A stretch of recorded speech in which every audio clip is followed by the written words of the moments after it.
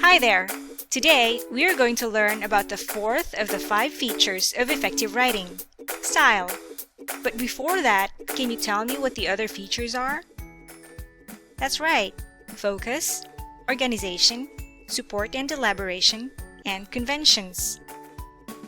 Now that you know how to find focus, establish organization, and develop support and elaboration in your essay, it's time for you to discover how you can set your writing apart from others. Create your own style. In this lesson, you will learn to create your writing style by incorporating the different elements of style and by examining the works of other writers.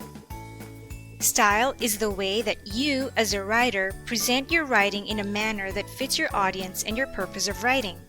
It is what sets your writing apart and makes it unique. Your word choice, sentence fluency, and voice all contribute to creating your writing style and in achieving a certain effect. Let's take a look at these 2 examples. These are bad times versus these are the times that try men's souls. Which sentence do you think creates a heavier impact to the readers?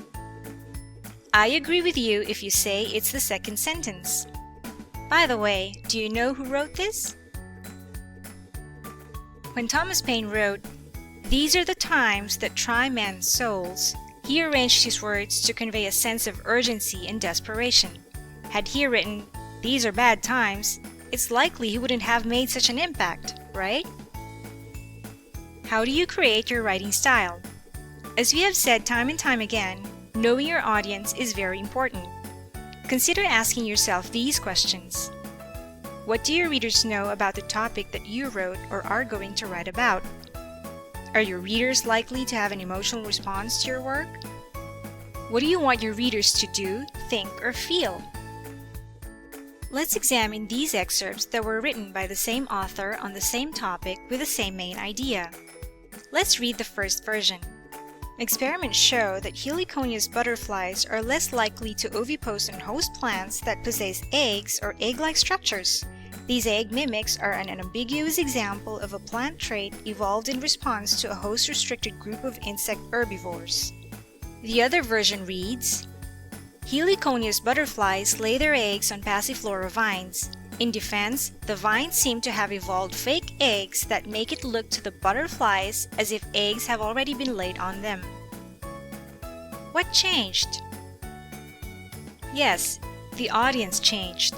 The first passage was actually written for a professional journal read by other biologists, so the style is authoritative and impersonal. The author used technical terminology suited to a professional audience. The second passage was written for a popular science magazine, so the author uses a more dramatic style, setting up a conflict between the butterflies and the vines, and using familiar words to help readers from non-scientific backgrounds visualize the scientific concept being described. There are many elements of writing that contribute to a writer's style, but 3 of the most important are word choice, sentence fluency, and voice. Good writers are concise and precise. They pick out unnecessary words and then choose the exact word to convey what they mean. To do this, avoid wordy phrases. Instead of using until such time as, just say until. Omit meaningless modifiers. If you're using the words general consensus, replace it with consensus. Next, prefer action verbs to nouns. Instead of writing take under consideration, just write consider.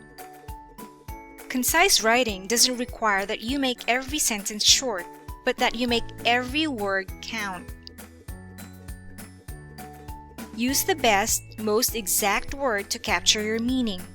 Readers judge your style by your adeptness and agility in matching your language to your thought. For example, instead of using the words performance, effect, and image in this sentence, replace them with more precise words that would better express what you mean, such as carelessness, damage, destroy or weaken, and credibility. Sentence fluency refers to the way individual words and phrases sound together within a sentence, and how groups of sentences sound when read one after the other. How do you achieve sentence fluency? Vary the length and structure of your sentences. Too many simple and compound sentences can make writing sound choppy, but too many complex and compound complex sentences can make writing difficult to follow. Strive for balance by combining sentences of various structures and lengths throughout your paper. Arrange your ideas within a sentence to avoid what we call word dump, where everything in your mind is dumped onto your paper in no particular order. Let's take a look at this piece of writing entitled Chores. Here, the writer used varying sentence beginnings. As you can see, almost every sentence begins differently than the one before it. In the fourth paragraph, the first sentence is short.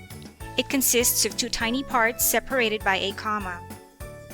The second sentence is longer and is made of three parts that add to the meaning one right after another, like a list. The last sentence has three parts too, but it is constructed differently than the previous sentence because the second part interrupts the first and third parts instead of adding to them. So the writer varies the lengths of her sentences by starting with a short one and finishing with two longer ones. She also uses three different sentence constructions. Can you tell me what they are? Correct. The author uses a simple sentence, a compound sentence, and a complex sentence, and that's what we call good sentence fluency. The last important element that we are going to discuss is voice. A writer's voice reveals his personality through his use of language and his choice of words, which makes his readers recognize the familiarity of his work. For instance, if you're a fan of Tolkien and Hemingway, you would be able to recognize the difference between them, wouldn't you? It's the way they write, their voice in writing that is as natural as everyone's speaking voice. How do you find your writing voice? Finding a writing voice can be a struggle, but to some extent it happens all by itself. You can facilitate voice by giving yourself the freedom to say things in your own unique way. You don't talk exactly like anyone else, right? Why should you write like everyone else? Here are two examples of present-day writers who are known to have unique voice in their writing. Science fiction writer Neil Stephenson. His cyber sensibility comes through in his very choice of words. Another distinctive voice in science fiction belongs to Nalo Hopkinson, who in her 1998 debut novel, Brown Girl in the Ring, won her the John W. Campbell Award for Best New Writer. In her 2000 novel Midnight Rubber, Hopkinson pushes her voice even further. Read how she introduces a storyteller-narrator and the novel's heroine in her opening paragraph. Oh ho! Like it's starting, we? Don't be frightened, sweetness. It's for the best. I go be with you the whole time. Trust me and let me distract you a little bit with one Anansi story. It had a woman, you see, a strong, hard-backed woman with skin like cocoa tea. She 2-foot them tough from hiking through the Diable bush, the devil bush on the prison planet of New Halfway Tree. When she walk, she foot strike the hard earth bup, like breadfruit dropping to the ground. She 2 arms hard with muscle from all the years of hacking paths through the Diable bush on New Halfway Tree. Even she hair itself rough and wiry, long black knotty locks springing from she scalp, and corkscrewing all the way down she back. She named Tantan, and her New Halfway Tree she planted. So there you go. Click on the link below this video to read more examples of voice. Of course, we will not end this lesson without assessing your essay first. Find out if you have created your own writing style by checking your choice of words, sentence fluency, and voice. If you're ready, answer the following guide questions. Does your piece of writing have wordy phrases, meaningless modifiers, and vague words that don't exactly capture what you're trying to say? Does your piece of writing have sentences that vary in length? Did you use different types of sentence structures to convey your thoughts? Are the ideas in your sentences arranged in order? Is your personality revealed through the words, phrases, and sentences that you used?